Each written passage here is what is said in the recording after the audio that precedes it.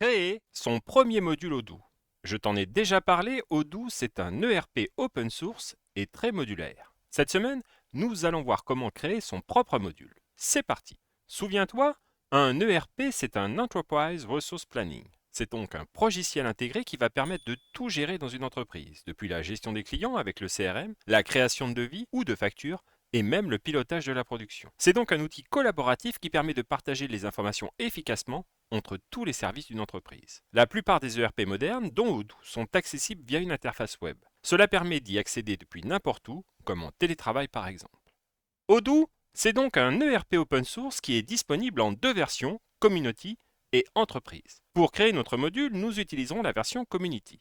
Pour commencer, tu devras avoir une installation Odoo prévue pour le développement. J'ai fait une autre vidéo sur le sujet, alors n'hésite pas à la consulter en cliquant sur le lien qui s'affiche. Prêt? Alors commençons. Alors on a deux solutions, soit on développe sur Windows, et dans ce cas-là on se rend dans le répertoire Odoo, soit comme moi, on développe sur une machine virtuelle, une machine qui va donc être un peu distante. Je vous invite à regarder la dernière vidéo que j'ai fait sur le sujet. Et on va sur cette machine installer Odoo, c'est ce que j'avais fait en tant que dev. Donc ici, on est dans Home Odoo, c'est une machine Linux. Et dans Odoo, le répertoire Odoo, dans le répertoire Home Odoo, contient faire comme ça, toute la distribution Odoo pour le développement. Dans ce répertoire, souvenez-vous, il y a un répertoire particulier, c'est le répertoire Add-ons, qui contient tous les add-ons, tous les modules pour faire fonctionner Odoo. Donc, on va lancer notre Odoo, par exemple, pour voir s'il est bien fonctionnel. Donc, moi, j'ai fait un petit fichier run.sh qui lance le serveur. Je le lance, le serveur tourne. Et si on se connecte donc sur localhost 8069, le port 8069, c'est le port d'Odoo, on arrive sur la page de login, admin par défaut, je vous le rappelle, et on arrive ici. Donc ici, on a juste discussion et il y a juste le module contact qui est installé. Donc notre but, ça va être de créer une nouvelle application. Elle sera vide, ce sera une coquille vide pour l'instant. Nous verrons dans de prochaines vidéos comment la remplir. Mais voyons déjà comment créer cette coquille vide. Donc une fois notre serveur arrêté, on va créer dans le répertoire Odoo, donc pour moi le répertoire où il y a toute la distribution Odoo, je vous le rappelle ici, on va créer un répertoire custom. Pour l'instant, il n'y a rien. Et ce qu'on va faire, c'est qu'on va créer un premier module vide pour utiliser ce répertoire comme un nouveau répertoire d'add-on, car s'il n'y a pas au moins un module, Odoo refusera de démarrer avec ce répertoire. Je vais vous montrer comment. Donc pour ça, on va utiliser le Odoo bin, et on va utiliser l'instruction scaffold, échafaudage, ce qui va nous permettre de créer un squelette pour notre module. Donc on va l'appeler MangaTech. Et on va lui dire qu'on le crée dans le répertoire custom. Voilà. Si on se rend dans custom, on a maintenant un répertoire MangaTech. Et si on va dans MangaTech, eh bien, on retrouve toute l'arborescence d'un module Odoo. Donc souvenez-vous, Views pour les vues, Modèles pour les modèles de données, les objets métiers, Démo pour les données de démo, Contrôleur c'est si jamais on fait du JavaScript, et Security pour tout ce qui est contrôle d'accès au module. Et souvenez-vous du fichier qui est très important au début, c'est le fichier manifeste. C'est le fichier qui, hop, j'ai oublié le i, c'est le fichier qui va décrire notre module. Donc le nom, il a repris MangaTech, très bien. Hop. Ici, dans Summary, on va décrire notre module. Donc on va dire application de gestion des mangas. Hop. On va supprimer le reste. On ferme les guillemets, on remet une virgule. C'est un fichier JSON, donc il faut bien respecter la description. Ici, hop, on va changer le texte. Donc on va dire cette application vous permet de gérer tous vos mangas. Alors, on va changer l'auteur. Donc ici, on va mettre informatique sans complexe. On va changer site web informatique sans complexe.com. L'URL ici, website, c'est le site web qui va permettre, quand vous êtes dans l'installation du module, de donner plus d'infos sur votre module. C'est très important si vous commercialisez un module, comme ça permet à vos clients de voir ce que contient votre module. Ensuite, on pourrait mettre des catégories. Donc, on pourrait mettre une catégorie du module. Ça vous permet de le filtrer dans, pareil, l'application d'installation des modules, on verra après, une version, on va laisser 0.1. Ici, ça va être toutes les dépendances avec les autres modules. Et oui, dans Odoo, tout est lié, donc votre module, il y a de grandes chances qu'il utilise d'autres modules. Par exemple, on peut imaginer qu'ici, dans une application de manga, si on prête un livre, on va avoir un lien vers un contact pour savoir à qui on a prêté ce livre. Eh bien, on mettra que ça dépend du contact. Alors, ça sera, on verra le res.partner ou le res.user, suivant ce qu'on utilise.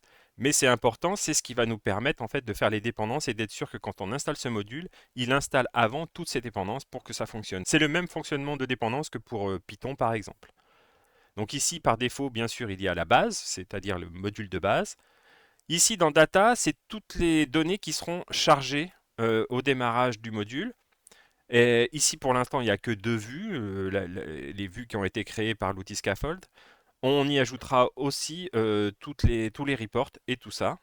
Et enfin ici, pour finir, les démos, c'est-à-dire les données qui seront utilisées que si on veut installer le module avec les données de démonstration.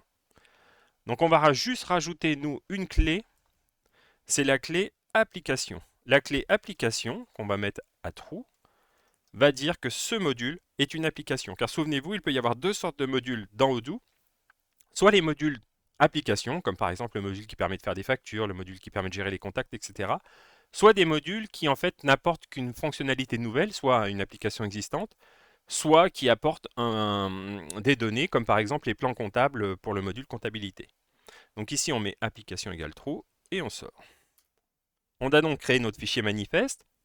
On va créer autre chose. Hop, non, dans MangaTech. On va créer un répertoire statique et à l'intérieur, un répertoire description. Pourquoi on fait ça? C'est ce qui va nous permettre de mettre un joli icône pour notre module. Donc dans description, on va y mettre un icône.png. Donc moi j'ai un icône dans Odoo qui s'appelle icône.png. Je le mets là. Donc c'est un .png, un format image qui fait 64 par 64 pixels. Il faut qu'il s'appelle comme ça icône.png et qu'il soit dans le répertoire statique description. Comme ça, Odoo va le récupérer directement et va le prendre en compte. Voilà, notre module est créé. On a donc une coquille vide en fait. Et on va voir si Odoo le voit. Donc pour que Odoo le voit, on va revenir ici.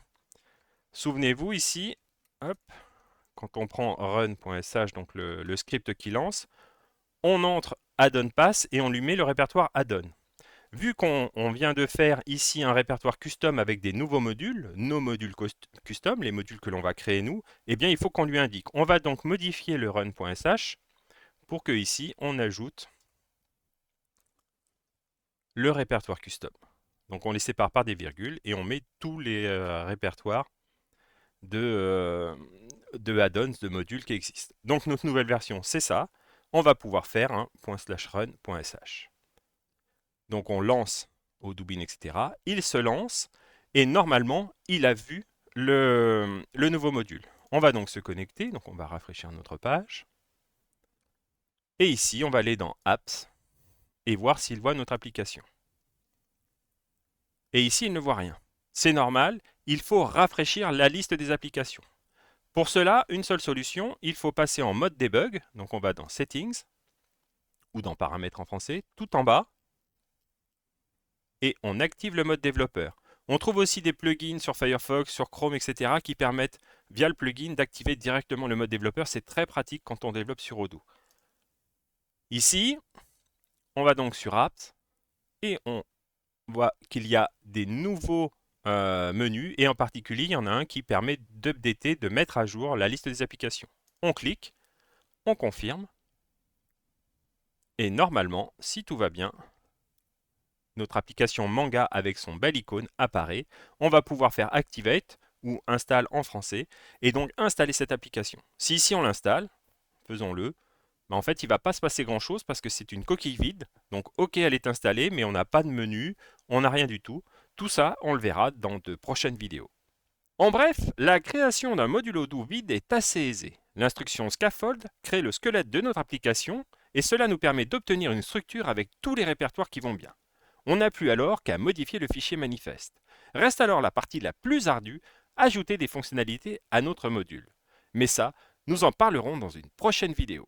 Voilà, Tu sais maintenant comment créer ton premier module Odoo. N'hésite pas à partager et à poser tes questions dans les commentaires. À très vite pour une nouvelle vidéo sur une question informatique en moins de 3 minutes.